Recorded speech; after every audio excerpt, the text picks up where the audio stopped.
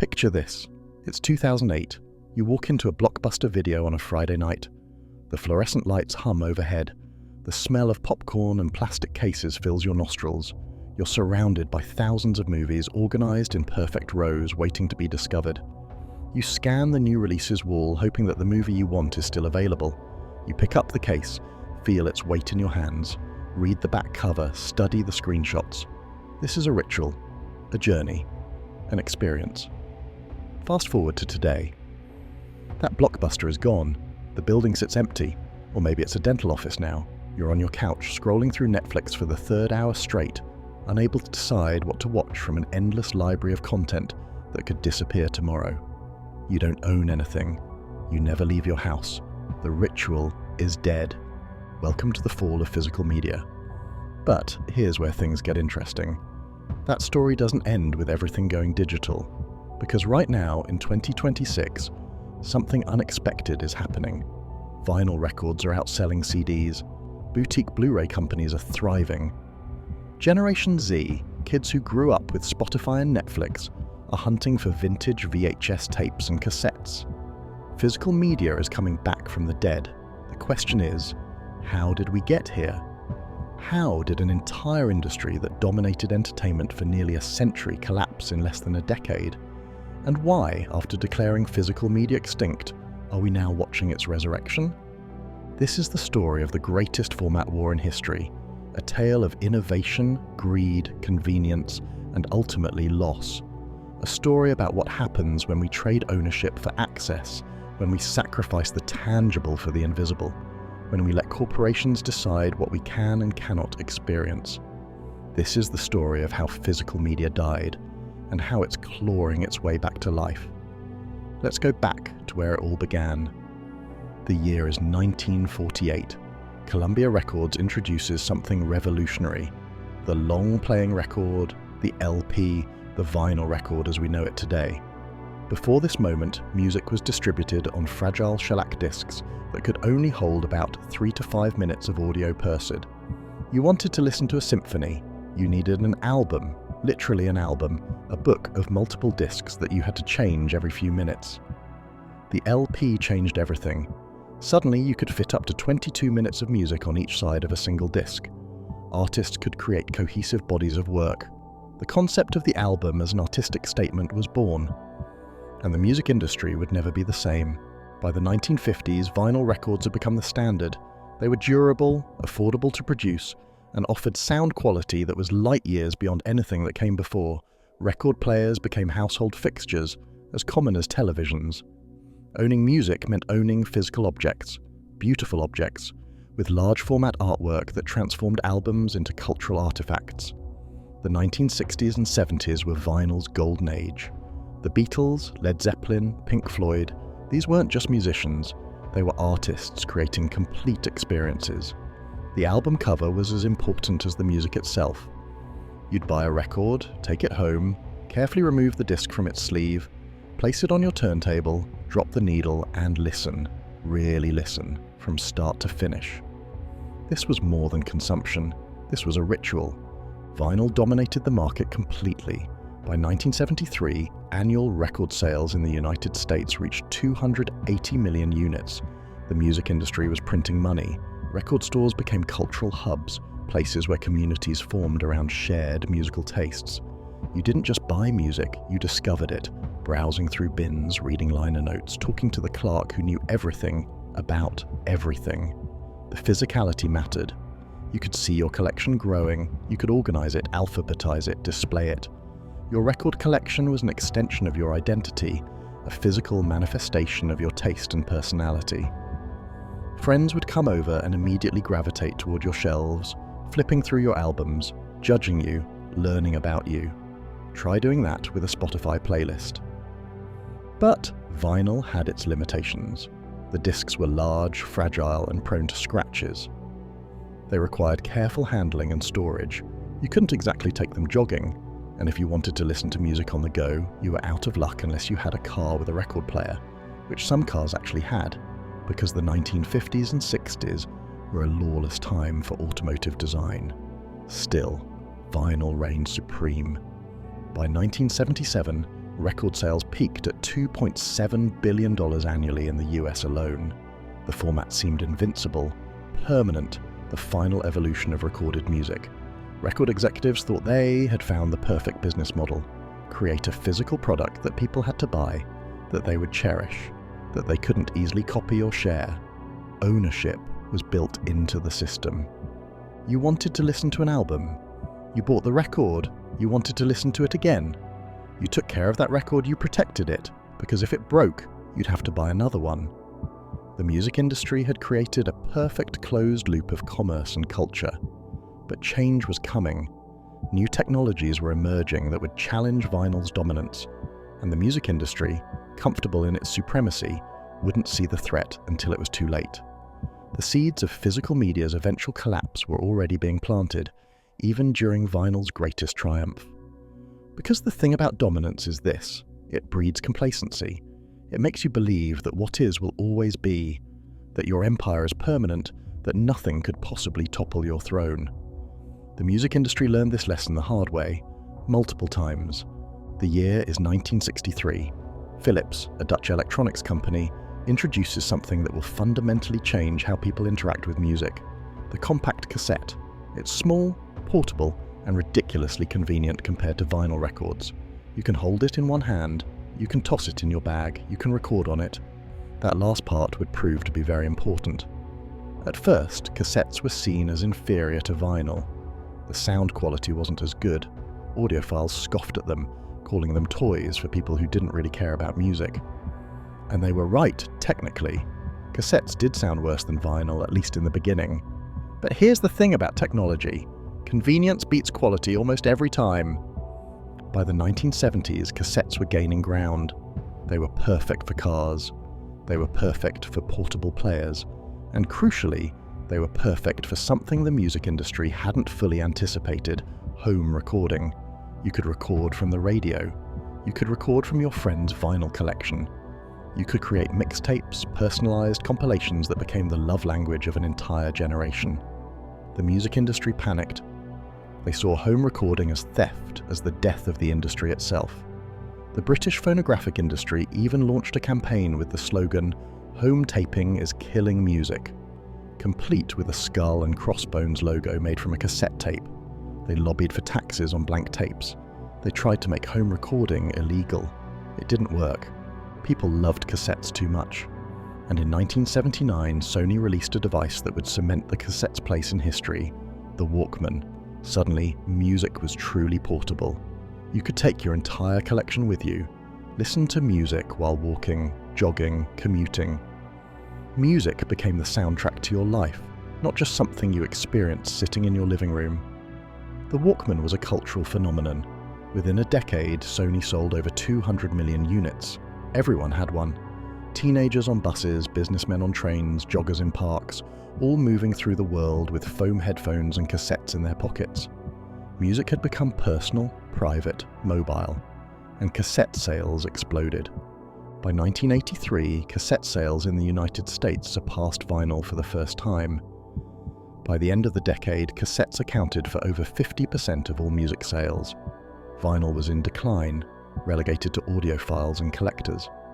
The format that had dominated for over 3 decades was being overtaken by a technology that was technically inferior, but infinitely more convenient. This was the first warning sign, the first indication that physical media's dominance was tied not to quality, but to convenience and accessibility. The music industry should have paid attention. They should have realized that their customers valued ease of use over fidelity, that portability trumped sound quality. But they didn't learn the lesson. Instead, they adapted, begrudgingly. They started releasing more music on cassette. They embraced the format, maximized profits from it. Cassettes became the new standard, the new normal. Record stores dedicated entire walls to cassette tapes. You could buy pre-recorded cassettes or blank ones for recording. The industry was making money, so everything seemed fine. But cassettes had problems too. They degraded over time. The magnetic tape would wear out, especially if you listened to them repeatedly. They would warp in hot cars. They would get eaten by tape decks, a uniquely frustrating experience that everyone from that era remembers with visceral horror. You'd be driving, listening to your favorite song, and suddenly the tape would start making that terrible crunching sound, and you'd know you'd just lost that cassette forever. And then there was the sound quality issue. Cassettes were compressed, limited by the technology of magnetic tape. You lost the dynamic range of vinyl, the warmth, the depth. Audiophiles never stopped complaining about this. They held onto their turntables and vinyl collections, insisting that cassettes were a temporary fad, that quality would eventually win out. They were half right. Quality would matter again, but not in the way they expected. Because on the horizon, a new format was emerging, a format that promised perfect sound forever, that combined the quality of vinyl with the convenience of cassettes, that would become the most successful physical music format in history. The compact disc was coming, and it would make cassettes look like ancient history almost overnight. October 1st, 1982, Sony releases the first commercial compact disc in Japan, Billy Joel's 52nd Street. This small, shiny disc represents a quantum leap in audio technology. It's digital, not analog, it doesn't wear out from playing, it's smaller than a cassette but sounds better than vinyl. And it comes with a promise emblazoned on early CD packaging: perfect sound forever. It was brilliant marketing. It was also mostly bullshit. But it worked. The CD promised to solve every problem that plagued previous formats. Vinyl scratched and degraded. CDs were made of durable polycarbonate plastic. Cassettes wore out and sounded muddy. CDS used digital technology that maintained perfect fidelity through infinite playbacks. Records were bulky. CDS were compact, easy to store, easy to carry. The music industry saw dollar signs. Here was a format they could sell as a premium product. CDS cost more to produce than cassettes, but they could charge significantly more for them.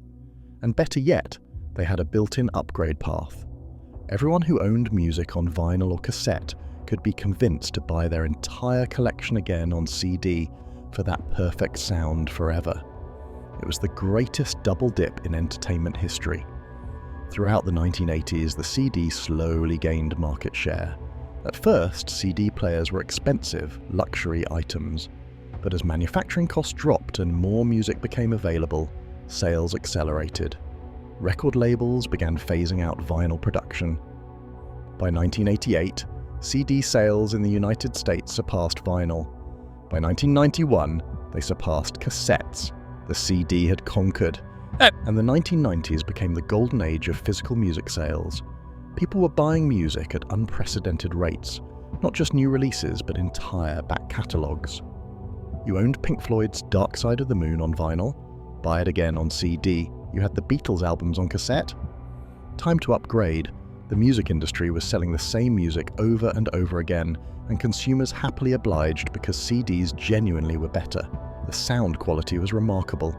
You could hear details in songs you'd never noticed before. The dynamic range was incredible, and there was no tape hiss, no surface noise, no degradation. Your 100th listen sounded exactly like your first. For music lovers, this was revolutionary. Plus, CDs came with benefits vinyl never had. You could skip tracks instantly. You could program your own play order. You could see exactly how much time was left in a song. CD players were everywhere, in home stereo systems, in cars, in portable players.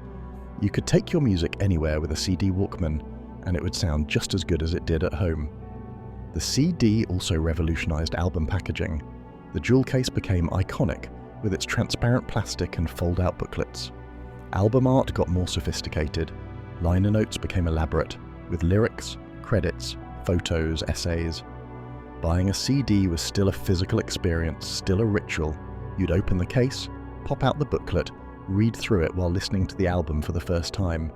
And people collected CDs voraciously. Tower Records, Sam Goody, Virgin Megastores. These weren't just retail stores. They were destinations, cultural landmarks where people spent hours browsing, discovering, debating. You'd walk out with a stack of CDs, excited to get home and listen to your haul. Your CD collection became a point of pride, displayed on specially designed racks that showed off your musical taste. By 2000, the CD market peaked at $13.2 billion in the United States alone. Globally, the music industry was generating over $38 billion annually. Physical music sales had never been higher. The CD seemed invincible, the final evolution of music distribution. Record executives were ecstatic. They'd found the perfect format, digital enough to sound amazing, physical enough to control and monetize. They thought they'd won. They thought physical media had reached its ultimate form, that nothing could possibly disrupt this perfect system they'd built. CDS would be the standard forever, or at least for decades to come. The industry had survived the transition from vinyl to cassette to CD, adapting and growing richer with each change. What they didn't see was the storm forming on the horizon. A storm that wouldn't just disrupt the CD, but would threaten to destroy physical music media entirely.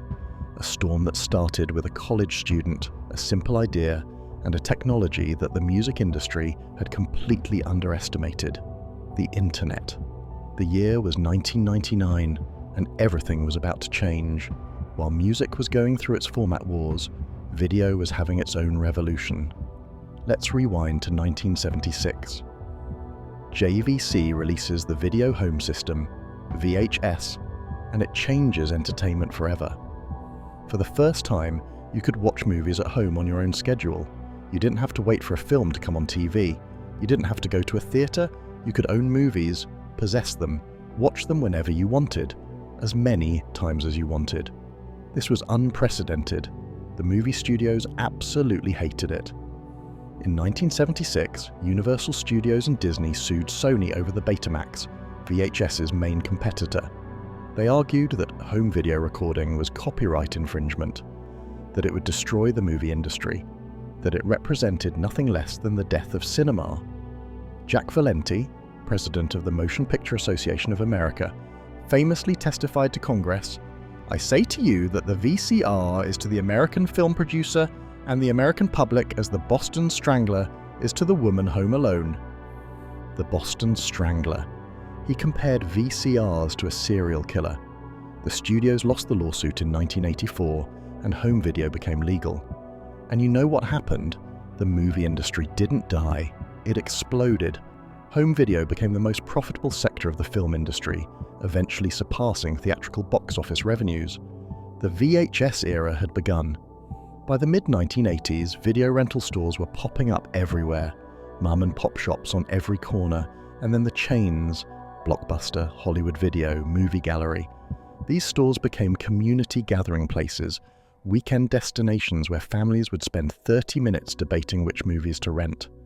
Blockbuster in particular became an empire. At its peak in 2004, Blockbuster had over 9,000 stores worldwide, employed 84,000 people, and was generating $5.9 billion in annual revenue. Walking into a Blockbuster on a Friday night was a cultural experience. The place was packed, the energy electric. Everyone hunting for the newest releases, hoping their choice was still available. And if it wasn't, you'd wander the aisles discovering hidden gems, taking chances on movies you'd never heard of just because the box art looked cool. The physicality of VHS meant you were constantly discovering, constantly exploring. You couldn't just search for exactly what you wanted. You had to browse to engage with the full spectrum of available entertainment. But VHS wasn't just about rentals. People bought movies too. Disney mastered this market, releasing their animated classics on VHS for limited times before returning them to the Disney Vault, creating artificial scarcity that drove sales. Parents would buy VHS tapes of their kids' favorite movies, knowing those tapes would be watched hundreds of times, rewound, rewatched, memorized. VHS collecting became a hobby. People built libraries of tapes, hundreds or thousands of titles arranged on shelves. You could see someone's personality in their VHS collection, understand their tastes, their obsessions. And you owned these movies outright. You could lend them to friends, sell them at garage sales, keep them forever. The technology was far from perfect. VHS tapes degraded with each viewing. The picture quality was mediocre even when new. They took up a lot of space. They could be eaten by VCRs, just like cassettes and tape decks. And you had to rewind them, which became such a hassle that Be Kind Rewind became a ubiquitous sign in rental stores. But none of that mattered because VHS represented freedom. Freedom to watch what you wanted, when you wanted, how you wanted. You could pause movies to get snacks. You could re-watch your favorite scenes. You could fast forward through boring parts. This level of control was intoxicating, revolutionary. The VHS era lasted about 2 decades, from the early 1980s to the early 2000s. During that time, it generated hundreds of billions of dollars for the entertainment industry. It created entire business ecosystems, rental stores, manufacturing facilities, distribution networks. It employed millions of people. It became so embedded in culture that the act of watching a movie became synonymous with renting a video. And then, in 1997, something happened that would change everything. A new format emerged, a format that promised better picture quality, interactive menus, special features, and a more compact design. A format that would make VHS look as obsolete as vinyl-made shellac records look. The DVD was coming, and it would dominate physical video even more completely than the CD had dominated physical music. For a brief, shining moment in the late 1990s and early 2000s, DVDs would represent the absolute peak of physical media. The moment when owning entertainment felt perfect, when the technology and the business model and consumer desire all aligned. It would also be the last hurrah. The final golden age before everything collapsed. March 31st, 1997. DVDs go on sale in the United States, launching with just 32 titles. Within 5 years, the DVD becomes the most successful consumer electronics product in history, adopted faster than VCRs, CDs, or even color television. The reasons were obvious. DVDs were superior to VHS in every measurable way. The picture quality was stunning, especially if you had one of those new flat-screen TVS. The sound was digital, often in surround sound. Discs were smaller than VHS tapes, easier to store, and far more durable. They didn't need rewinding, they didn't degrade with use. But DVDs offered something else too: special features. This was revolutionary. For the first time, you could own not just a movie, but an entire experience. Behind-the-scenes documentaries, deleted scenes, commentary tracks from directors and actors, multiple language options, subtitles, interactive menus. DVDs transformed movie ownership from passive consumption to active engagement, and collectors went absolutely insane for it. The early 2000s saw an explosion in DVD sales. People didn't just buy new releases, they bought their entire movie collections all over again, upgrading from VHS to DVD. The studios had learned from the CD transition. Here was another opportunity to sell consumers the same content they already owned, and consumers eagerly participated because DVDs genuinely were that much better. Special editions became an art form. Studios released multiple versions of the same movie: theatrical cuts, director's cuts, extended editions, anniversary editions, ultimate editions.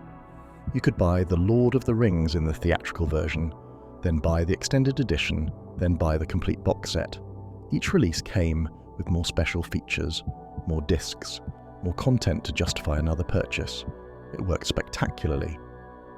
By 2005, DVD sales in the United States peaked at over $16 billion annually. Globally, the format was generating over $30 billion per year. Every major retailer dedicated enormous floor space to DVDs.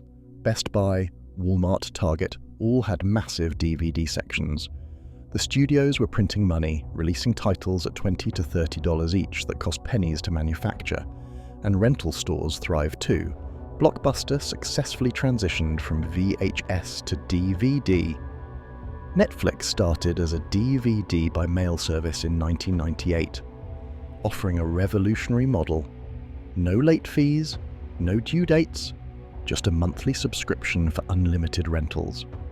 By 2006, Netflix had 6.3 million subscribers and was mailing out over 1 million DVDs per day. DVD collecting became mainstream. Where VHS collections had been somewhat niche, DVD collecting was universal. Everyone had a DVD collection, from a few dozen titles to thousands. People bought shelving units specifically for DVDs. They organized them obsessively, alphabetically, by genre, by director, by release date. Your DVD collection was a reflection of your cultural sophistication. The boutique market emerged too. Companies like Criterion Collection elevated DVD releases to art objects, with beautifully designed packaging and scholarly special features. These weren't just movies, they were physical artifacts worthy of preservation and display. Criterion releases became status symbols among film enthusiasts. Then came Blu-ray in 2006, high-definition physical media promising even better picture and sound quality. The format war between Blu-ray and HD DVD mirrored the old VHS versus Betamax battle, but Blu-ray won decisively by 2008. And for a moment, it seemed like physical media had found yet another upgrade path, another way to stay relevant in a changing world. 2008 was actually the peak year for physical video sales globally. Everything seemed fine. The industry had weathered the transition from VHS to DVD to Blu-ray. Consumers were still buying, rental stores were still packed on weekends. The physical media business model appeared sustainable, permanent even. But cracks were forming.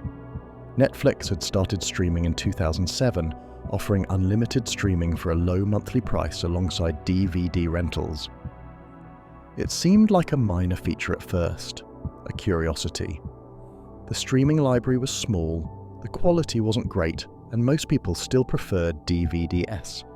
But streaming improved quickly, bandwidth increased, content libraries expanded, smart TVs and streaming devices made access easier, and slowly, imperceptibly at first, consumer behavior began to shift. Why drive to Blockbuster when you could watch instantly from your couch? Why wait for a DVD in the mail when you could stream it now? The convenience factor was changing everything again. Just like cassettes had overthrown vinyl through portability, just like CDs had conquered cassettes through quality and convenience, streaming was now offering something physical media could never match. Infinite selection with zero effort, available instantly, anywhere, on any device. The question wasn't whether streaming would disrupt physical media. The question was how fast the collapse would happen, and whether anyone could stop it. June 1st, 1999, an 18-year-old college student named Sean Fanning releases a little program called Napster. It's a peer-to-peer file-sharing service that lets people share MP3 files over the internet. Within a year, Napster has 80 million registered users, all downloading and sharing music files for free. The music industry loses its mind. Napster was existential threat, pure and simple. For the first time, people could access virtually any song they wanted instantly without paying anything. The physicality of music, the thing the industry had built their entire business model around, had become irrelevant. Music was now just data, infinitely copyable, instantly distributable. The lawsuits came fast and furious. Metallica sued Napster after discovering their unreleased song I Disappear was circulating on the service. Dr. Dre sued. The RIAA sued on behalf of every major record label. In 2001, Napster was forced to shut down. The music industry claimed victory, but they'd already lost. The genie was out of the bottle. Napster had proven that digital distribution was possible, even preferable. Other file-sharing services emerged immediately: LimeWire, Kazaa, BitTorrent. You couldn't shut them all down, and millions of people, particularly young people, had already decided they would never pay for music again. CD sales began declining in 2000, right after peaking. The music industry blamed piracy entirely, and piracy was certainly a factor. But something else was happening too. The industry had failed to offer a legitimate digital alternative. Consumers wanted the convenience of digital music, the ability to buy single songs instead of full albums, the freedom to organize their music on computers and portable devices. The industry offered nothing. Well, not nothing. They offered digital rights management, DRM, a technology designed to prevent copying and sharing. They tried to force people to buy CDs with copy protection that prevented ripping to computers. They sued college students and grandmothers for downloading songs. They approached the digital revolution with hostility and fear instead of innovation and adaptation. And then Apple happened. In January 2001, Apple released iTunes, a digital music management program. In October 2001, they released the iPod, a portable digital music player with the tagline 1,000 songs in your pocket. And in April 2003, they launched the iTunes Store, offering legal music downloads for 99 cents per song. This was the legitimate alternative consumers had been waiting for. The iTunes Store wasn't perfect. Songs came with DRM initially. The selection was limited, but it was legal, easy to use, and reasonably priced. You could buy just the songs you wanted instead of full albums. You could organize your music however you liked, and you could sync everything to your impossibly cool iPod. The iPod became a cultural phenomenon even bigger than the Walkman. By 2007, Apple had sold over 100 million iPods. The white earbuds became a status symbol, a marker of being technologically savvy and culturally relevant. People walked around with their entire music collections in their pockets, thousands of songs accessible at any time. CDs suddenly seemed ancient. Why would you buy a CD, take it home, rip it to your computer, and then store the disc somewhere when you could just download the songs instantly? The ritual of buying physical music, the experience of going to a record store, browsing, discovering, all of that started to feel quaint, unnecessary. CD sales went into free fall. From the 2000 peak of $13.2 billion, sales dropped to $10.5 billion in 2006, then $7.5 billion in 2008. Record stores started closing. Tower Records, once a giant with over 200 stores worldwide, filed for bankruptcy in 2006 and liquidated completely. Virgin megastores closed. Independent record shops disappeared by the hundreds. The physical music infrastructure was crumbling. Meanwhile, video was experiencing its own digital disruption. Netflix, remember, had started streaming in 2007. The technology was crude at first, buffering constantly, limited selection, mediocre quality. But it improved rapidly. By 2010, Netflix streaming was seamless on most internet connections. The library had expanded significantly, and the service was available on smart TVs, game consoles, and mobile devices. Blockbuster saw the threat but responded too slowly. They launched their own streaming service but couldn't compete with Netflix's technology or content library. Their business model, built on late fees and physical stores, was suddenly obsolete. Store traffic declined, revenue dropped. In 2010, Blockbuster filed for bankruptcy. By 2013, most stores had closed. An empire that once had 9,000 locations was reduced to a handful of franchises, then ultimately to a single store in Bend, Oregon, which remains open today as a nostalgic curiosity. The streaming revolution was in full swing. Hulu launched in 2008. Amazon Prime Video expanded in 2011. By 2013, streaming had become the dominant way Americans watched video content. DVD sales were in steep decline, dropping below $10 billion for the first time since 2001. Blu-ray never achieved the dominance that DVD had. The format was technically superior, but consumers had already moved on to streaming. And then streaming got even more convenient. Spotify launched in the US in 2011, offering unlimited music streaming for $10 a month. Apple Music followed in 2015. YouTube became a de facto music service. Suddenly, paying for individual songs seemed as outdated as buying CDs.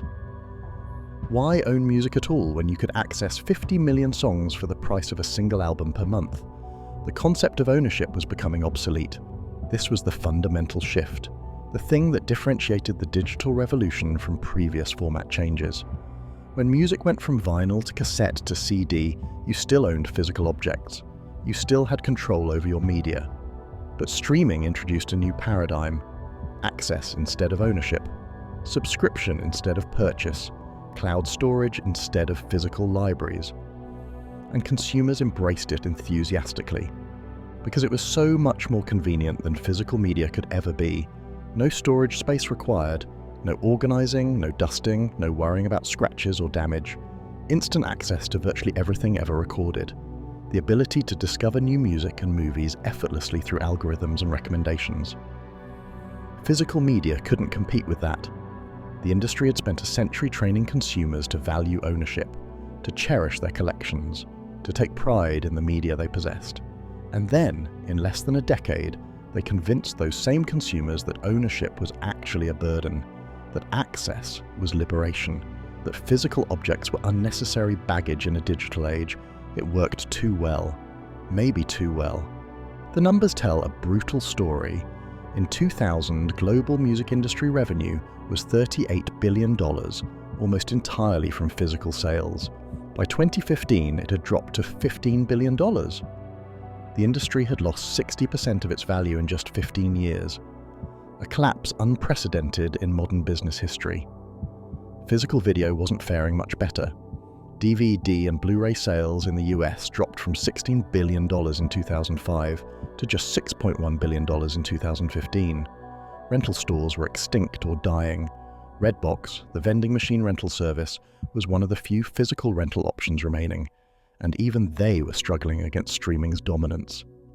The media landscape was transforming at breathtaking speed. Everywhere you looked, physical media was disappearing. Record stores, video stores, entire retail categories vanished.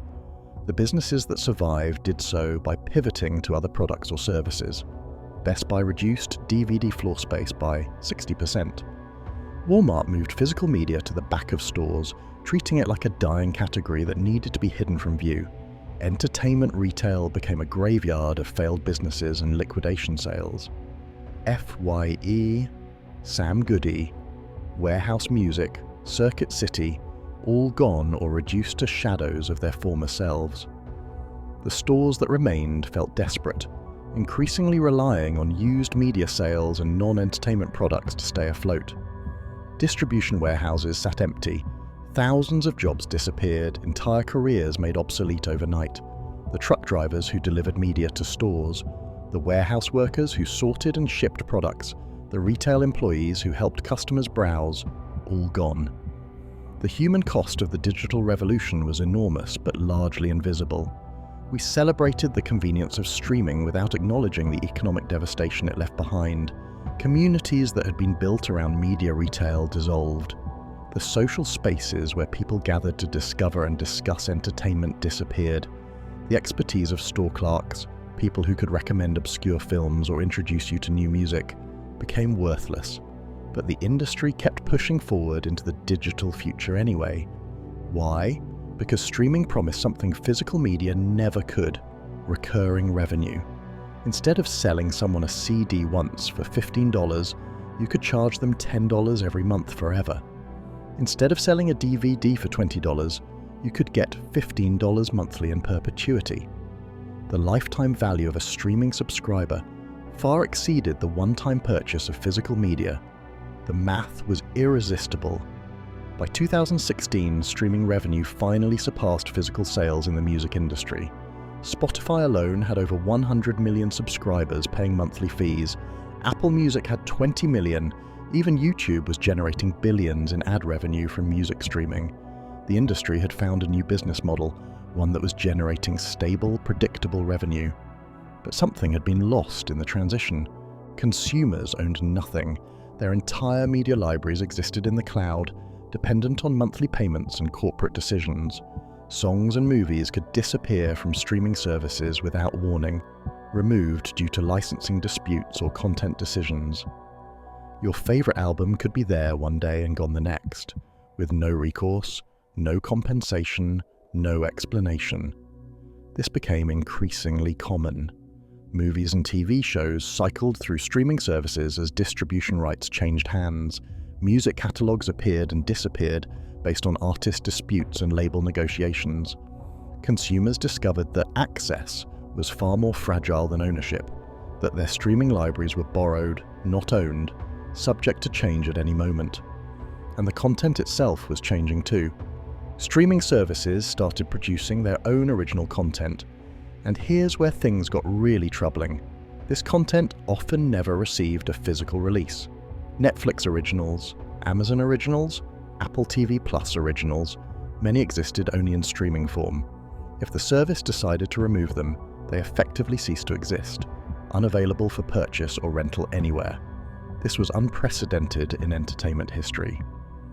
For over a century, media had been archived, preserved, available for future generations. But streaming content could simply disappear, deleted from servers, lost forever, unless someone had the foresight to record it privately. Cultural artifacts were becoming ephemeral, disposable, subject to corporate whims and algorithmic decisions. The streaming companies controlled everything. They controlled what you could watch, when you could watch it, how much you paid for access. They collected data on your viewing habits, using that information to decide what content to produce and promote. They made deals with studios that could remove classic films from availability. They region-locked content, making some media unavailable based on your geographic location. And consumers were largely fine with this, because the convenience was still so compelling, because $10 a month for unlimited streaming seemed like an incredible deal compared to buying physical media. Because the friction of physical media, the need to store and organize and maintain collections, had been eliminated. But by 2020, something started changing. Streaming services multiplied. Netflix, Hulu, Amazon Prime, Disney+, HBO Max, Paramount+, Peacock, Apple TV+, each requiring a separate subscription. What had started as an affordable alternative to cable TV was becoming just as expensive and fragmented. Content became locked behind exclusive deals, forcing consumers to subscribe to multiple services or miss out on shows and movies they wanted to watch. This is called subscription fatigue, and it became a real phenomenon. The average American household was subscribing to 4 streaming services by 2021, spending over $40 per month on streaming alone.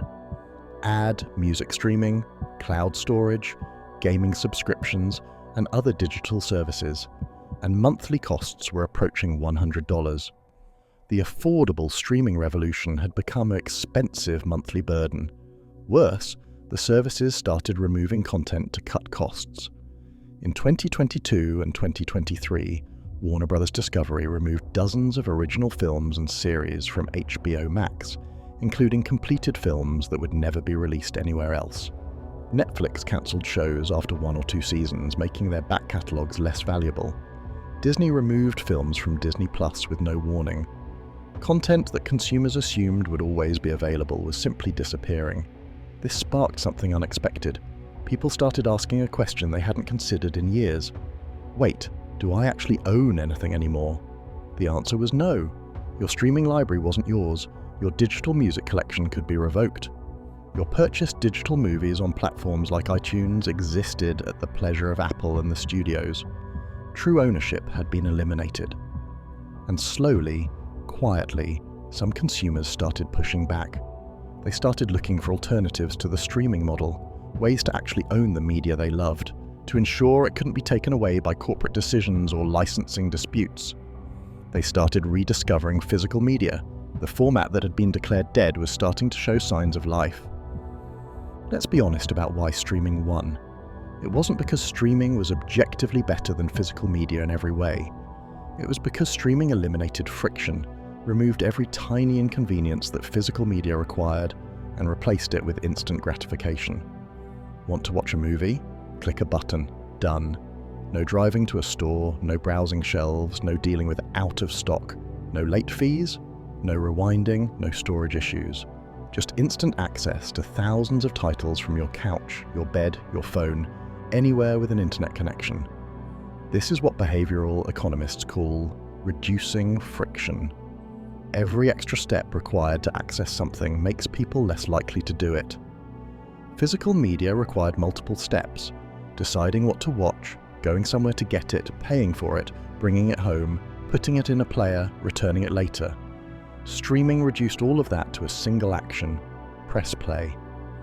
And humans are lazy, not in a judgmental way, but in a fundamentally rational way. We naturally gravitate toward the path of least resistance. We make decisions based on convenience first, quality second, price third. This is why fast food dominates despite not being the best food or the cheapest food. It's the most convenient food.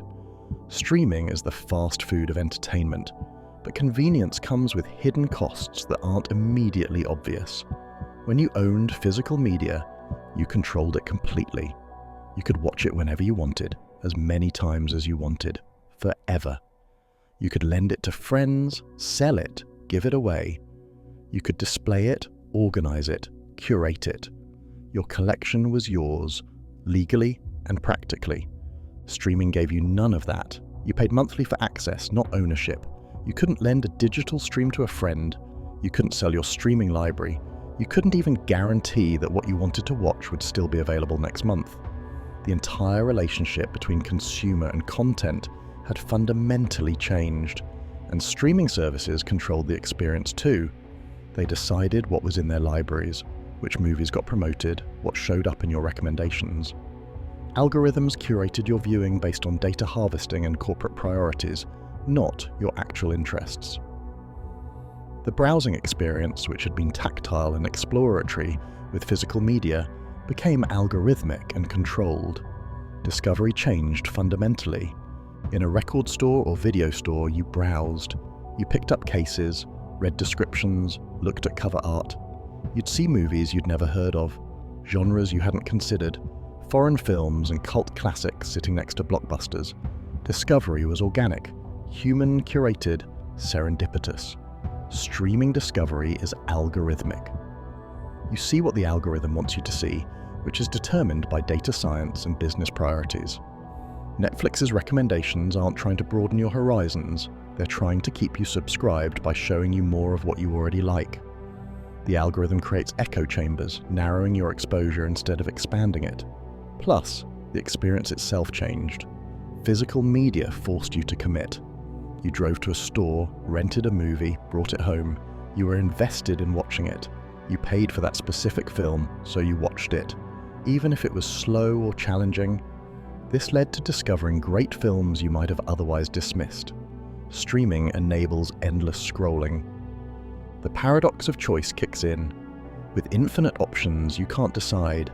You scroll through Netflix for 40 minutes, unable to commit to anything because something better might be one more scroll away. You start movies and abandon them after 10 minutes because there's no investment, no commitment. Your attention span shrinks. This phenomenon has a name: decision fatigue. When presented with too many options, humans become paralyzed and often choose nothing. Video stores had maybe 5,000 titles. Netflix has over 15,000. That level of choice is psychologically overwhelming, leading to lower satisfaction and enjoyment, even when you do pick something. And the quality degraded too, just differently than VHS tapes degrading. Streaming compression made films look worse than Blu-rays, sometimes even worse than DVDs. The bitrate limitations meant loss of detail, especially in dark scenes or fast motion. Audiophiles noticed the audio compression too, the loss of dynamic range. What you gained in convenience, you lost in quality. But few people noticed or cared because convenience trumped everything. The ritual of media consumption had been eliminated, replaced by passive consumption. No anticipation, no ceremony, no appreciation for the physical artifact. Entertainment became disposable, forgettable, a stream of content washing over you rather than experiences you chose and cherished. Album art disappeared entirely for music streaming. The visual component of albums, which had been integral to the artistic experience, was reduced to a tiny thumbnail on your phone. The liner notes, lyrics, credits, all gone. Music became detached from its physical context, just data flowing through speakers. Movie packaging disappeared too for streaming. No more special features, behind-the-scenes documentaries, commentary tracks, deleted scenes. Streaming services offered the bare minimum, the film or show, nothing else. All the supplemental content that made DVDs valuable was abandoned as unnecessary in the streaming age. And here's the darkest part: you were building nothing. With physical media, you built a library, a collection that reflected your taste and interests. That collection had value, financial and personal. You could look at your shelves and see your life reflected, memories attached to each purchase. Streaming gave you nothing to show for years of subscriptions. Cancel your Netflix, you lose everything. No collection, no value accumulated, nothing tangible. All those hundreds or thousands of dollars paid over the years disappeared into nothing. You rented everything, owned nothing, built nothing. This is the convenience trap. Trading ownership for access, permanence for ephemeral convenience, control for corporate decision-making. And for a long time, consumers didn't question it because the trade seemed worth it. Until it didn't. Something strange started happening around 2007.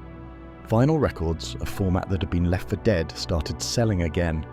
Not in huge numbers at first, just a trickle. Urban Outfitters of all places started selling vinyl in their stores. Independent record labels began releasing new albums on vinyl alongside digital formats. The music industry noticed but assumed it was a novelty, a nostalgia play for older consumers, a hipster affectation that would fade. But vinyl sales kept growing. In 2007, 1 million vinyl records sold in the US. In 2010, 3 million. In 2015, 12 million. In 2021, 41 million. By 2022, vinyl outsold CDs for the first time since 1987. This wasn't supposed to happen. Vinyl was inferior in every practical way to digital music. It was expensive, fragile, inconvenient, required special equipment. In an age of Spotify and Apple Music, in an era of infinite digital access, people were deliberately choosing to buy physical records. Why? The initial assumption was pure nostalgia.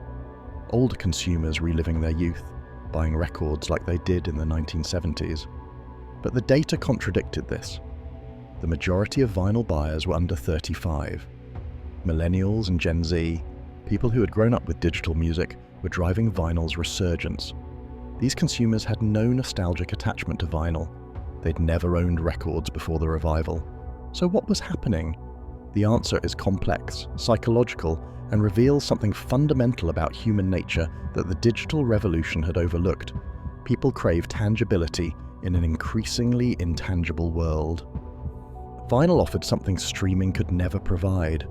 A physical object you could hold, display, appreciate as an artifact. Album art returned to its original 12-inch glory, cover art that was genuinely artistic rather than thumbnail-sized. The ritual of playing records, carefully removing the disc from its sleeve, placing it on a turntable, dropping the needle, became meaningful in a world of instant gratification. And there was the sound quality argument. Audiophiles had always maintained that vinyl sounded warmer, more authentic than digital formats. Most listeners couldn't hear the difference, but it didn't matter.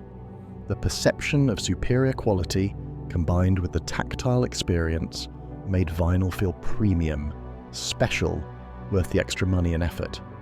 But there was something deeper happening too. Vinyl represented ownership in an age of access. When you bought a record, it was yours forever. No subscription required, no internet connection needed, no corporation could take it away. In a digital world where everything felt temporary and conditional, vinyl offered permanence. Record Store Day, started in 2008, became a cultural phenomenon. Independent record stores banded together to create an annual celebration of physical music, releasing exclusive vinyl pressings and limited editions. By 2015, Record Store Day was driving millions in sales, creating long lines outside stores, becoming an event that music fans genuinely cared about. The vinyl revival wasn't alone either. Cassettes started coming back too, particularly among independent musicians and underground music scenes. Sure, cassettes sounded terrible compared to any modern format, but they were cheap to produce, had a nostalgic aesthetic, and represented punk rock DIY ethos. And then physical video started showing signs of life too. In 2013, a company called Criterion announced they would continue releasing films on Blu-ray, and eventually 4K UHD, with premium packaging and extensive special features.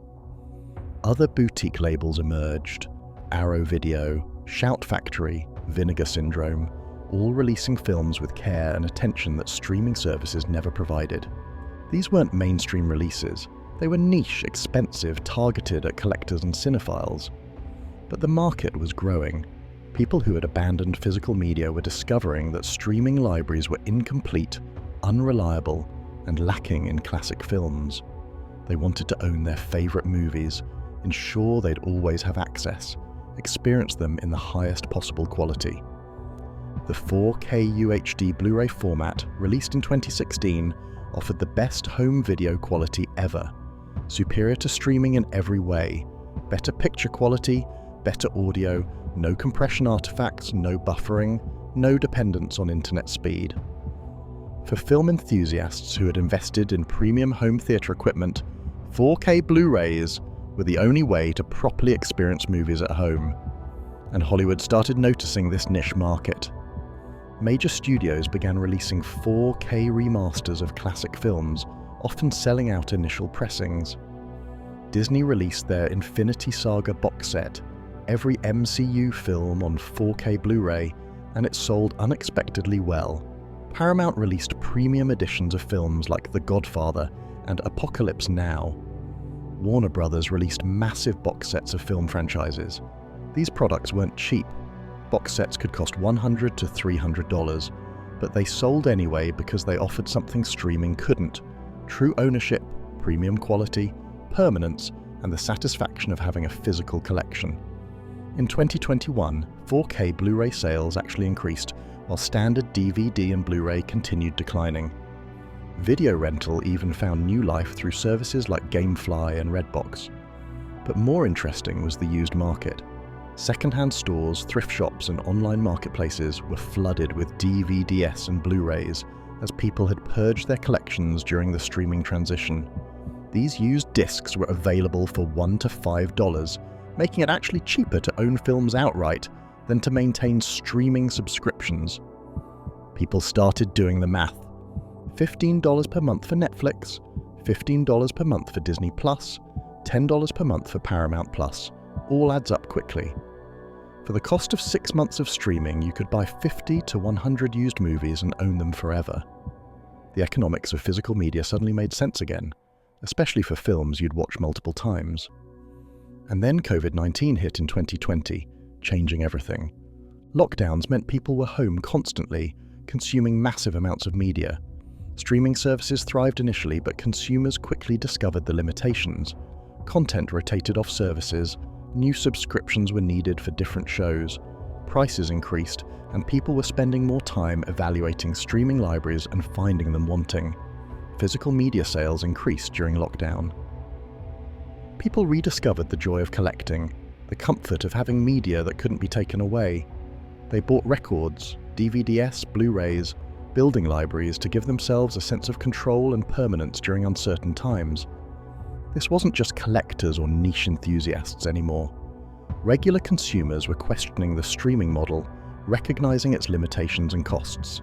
Social media was filled with posts about films disappearing from Netflix, anger at price increases, frustration with content fragmentation.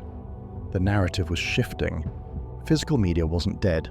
It had been prematurely declared extinct by an industry eager to move to streaming's superior profit model. But consumers were discovering that ownership had value, that physical media offered benefits streaming couldn't match, that the convenience of streaming came with real costs. The revival was happening, slowly, niche, but undeniably real. Let's talk about the fundamental reasons physical media is making a comeback. It's not just nostalgia. It's not just contrarianism. It's a rational response to real problems with streaming that consumers are finally recognizing after a decade of buying into the digital promise. First, content removal. Streaming libraries are temporary. Films and shows disappear constantly due to licensing agreements, corporate decisions, cost-cutting measures. In 2022 alone, HBO Max removed dozens of originals, including completed films. Netflix cancelled countless shows. Disney Plus removed films to save licensing costs. This is a fundamental problem. You pay monthly for access to content that might not be there tomorrow. Your favorite movie could vanish without warning. That TV show you meant to watch? Gone before you got to it. Streaming libraries are constantly shrinking and changing, making the service less valuable over time. Physical media solves this completely. Buy a Blu-ray, you own it forever. No corporation can remove it from your library. No licensing dispute can make it disappear. It's yours permanently, regardless of corporate decisions or industry changes. Second, subscription costs. Streaming was supposed to be affordable, a cheap alternative to cable TV, but streaming services multiplied, content fragmented, and prices increased.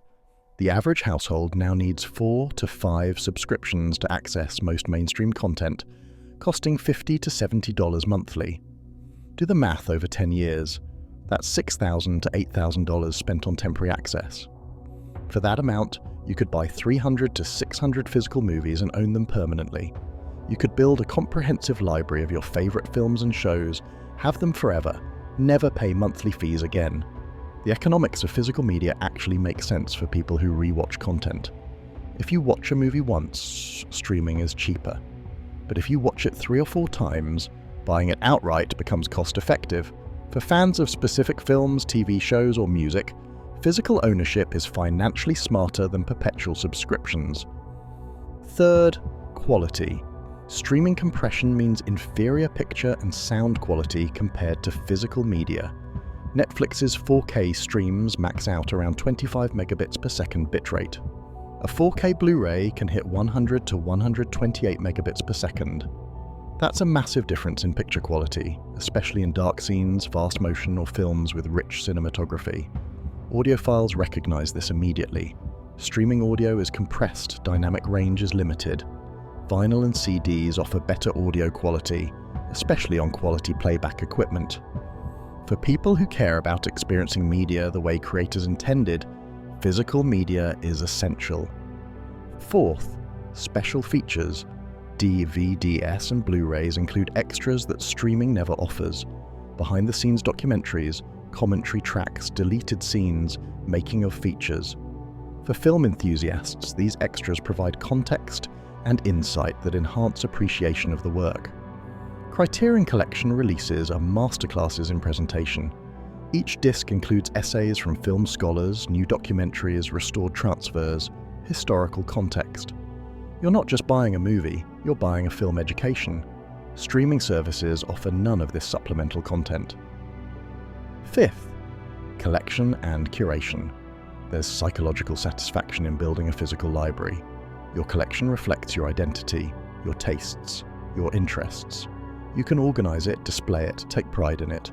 Friends can browse your shelves, discover your favorites, understand you through your media. Streaming offers none of this.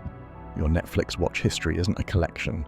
Your Spotify library isn't something you can display or share meaningfully. The act of collecting, which had been a fundamental part of media consumption for over a century, was eliminated by streaming. Physical media brings back the joy of collecting. Sixth, internet dependence. Streaming requires constant internet connectivity, decent bandwidth, and cooperation from your ISP and the streaming service's servers. Any link in that chain fails, you can't watch anything. Service outages happen regularly. Internet goes down, your entire entertainment library becomes inaccessible. Physical media works regardless of internet status. Power and a player, that's all you need. Hurricane knock out your internet for a week.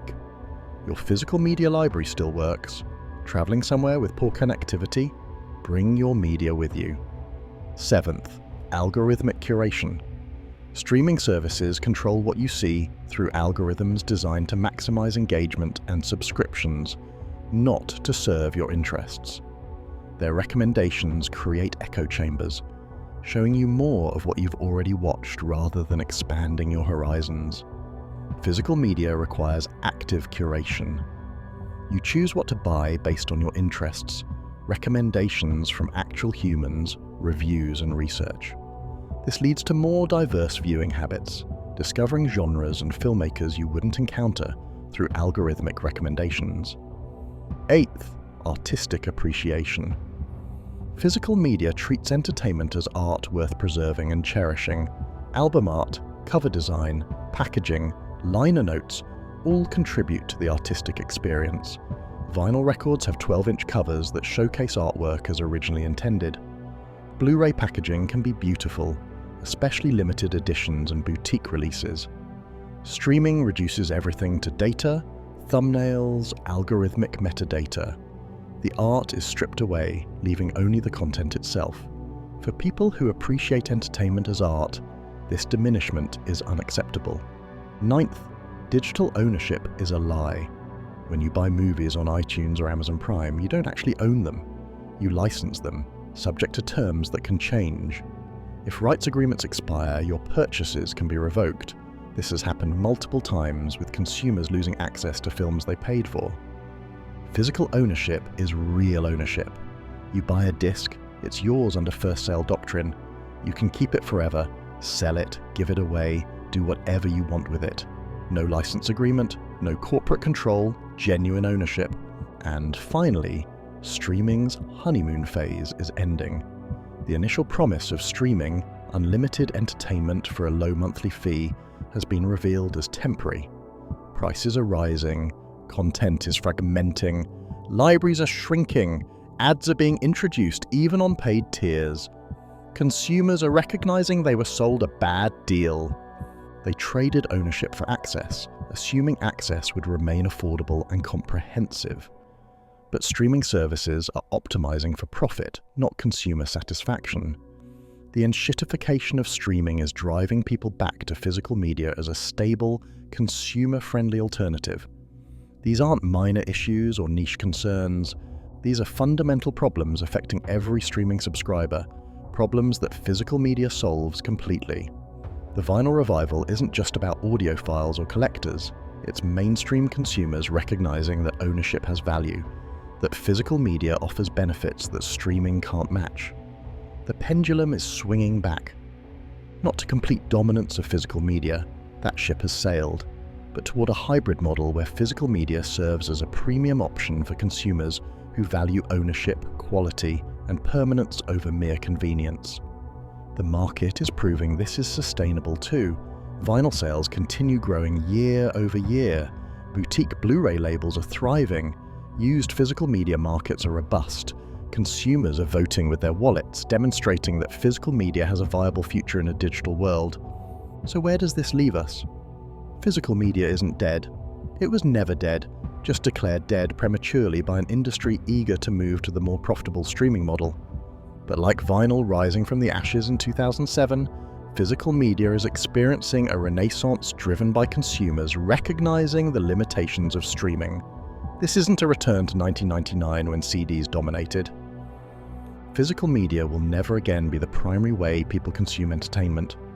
Streaming is too convenient, too entrenched, too appealing to the mass market.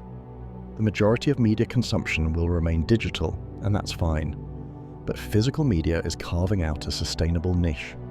A premium market for consumers who value ownership, quality, and permanence. People who want to actually own their favorite films, albums, and shows.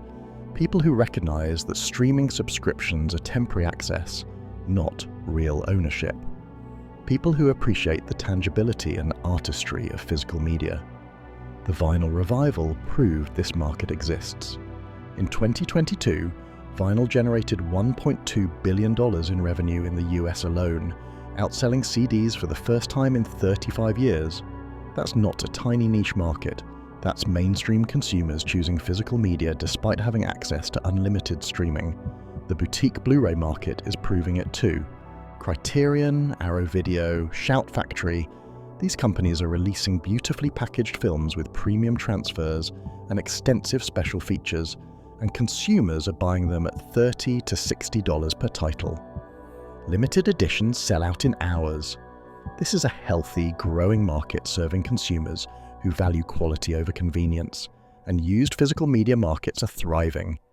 eBay, Discogs, local used media stores, all reporting strong sales of CDS, DVDs, and Blu-rays. The millions of physical media items people dumped during the streaming transition are being bought by consumers who recognize their value. The lesson here is profound. Convenience is not the only value proposition. Quality matters, ownership matters, tangibility matters. The human desire to collect, to curate, to possess physical objects representing our interests and identities. These impulses don't disappear just because digital alternatives exist. Streaming services are learning this too, sometimes the hard way. As consumer dissatisfaction grows, as subscription fatigue sets in, as content removal and price increases alienate customers, streaming companies are discovering that their business model has limitations. Some are even experimenting with physical media releases again, recognizing that die-hard fans will pay premium prices for ownership. The future is hybrid. Mass-market consumers will continue streaming, accepting its limitations for the convenience it provides. But a substantial minority, perhaps 15 to 20% of media consumers, will maintain physical media collections alongside streaming subscriptions. They'll stream for discovery and casual viewing, but buy physical copies of films and albums they truly love. This is actually the ideal outcome. It preserves consumer choice, maintains diversity in distribution models, and prevents any single corporation or technology from having total control over our access to culture and entertainment. It keeps the market competitive, forces streaming services to earn subscriptions by providing value, and ensures that important media is preserved in physical form for future generations. Because here's the thing about streaming, it's ephemeral. When streaming services shut down, when licensing agreements expire, when companies decide content isn't profitable enough to host, that content disappears. Physical media is permanent. It archives our culture, preserves our entertainment, ensures that films, TV shows, and music remain accessible regardless of corporate decisions. This preservation role is increasingly important. As streaming services remove more content to cut costs, as older films and shows become unprofitable to host, physical media becomes the only way to access significant portions of our cultural heritage. Boutique labels are releasing films that will never be on streaming, preserving cinema that might otherwise be lost. The vinyl renaissance started this conversation, but it's expanding beyond music to all physical media. Book sales are rising despite ebooks and audiobooks. Board game sales are exploding despite digital gaming.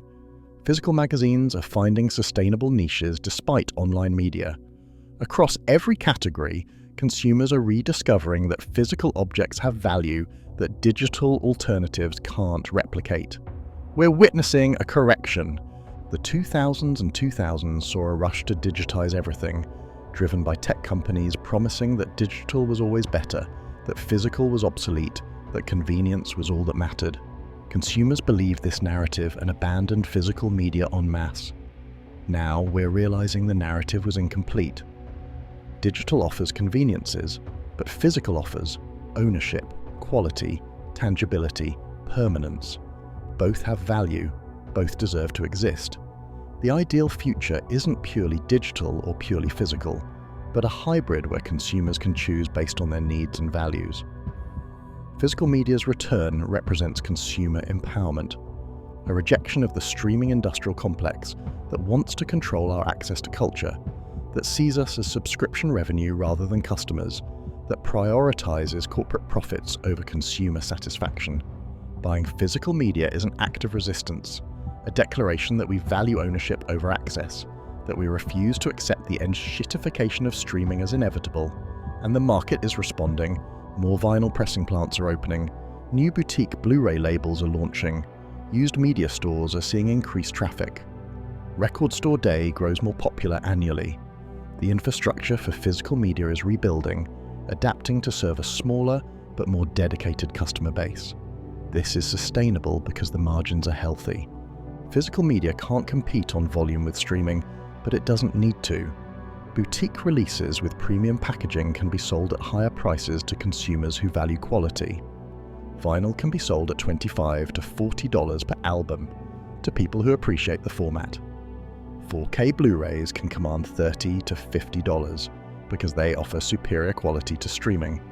The race to the bottom is over. Physical media exists now as a premium product, and that's okay. Not everything needs to be cheap and convenient.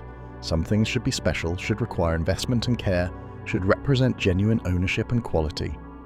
So yes, physical media fell. It collapsed spectacularly as streaming promised infinite content and ultimate convenience. But it's rising again, reborn as something different, something better perhaps. Not the dominant format, but a valued alternative. Not the default choice, but a deliberate choice. Not obsolete, but evolved. The fall of physical media taught us an important lesson. Ownership matters, quality matters, tangibility matters, permanence matters. Streaming taught us the limits of convenience, the costs of access without ownership, the fragility of digital libraries. And now, with both options available, consumers can choose. Stream your casual entertainment, own what you truly love, appreciate both for what they offer. Reject the false dichotomy that everything must be digital or everything must be physical. The future isn't one or the other, it's both. And that's exactly how it should be. Because the story of physical media isn't a tragedy that ends with death and extinction. It's a transformation, a rebirth, a lesson learned through a decade of digital dominance and consumer frustration. Physical media died so it could be reborn as something better. A conscious choice, a premium option, a meaningful alternative to the disposable convenience of streaming. And in that rebirth lies hope. Hope that consumers will continue valuing ownership. Hope that quality will remain important. Hope that our cultural artifacts will be preserved in physical form for future generations. Hope that corporations can't control our entire relationship with entertainment. The fall of physical media was dramatic, expensive, and seemed permanent. Its return is quieter, niche, and still uncertain. But it's happening, and that makes all the difference.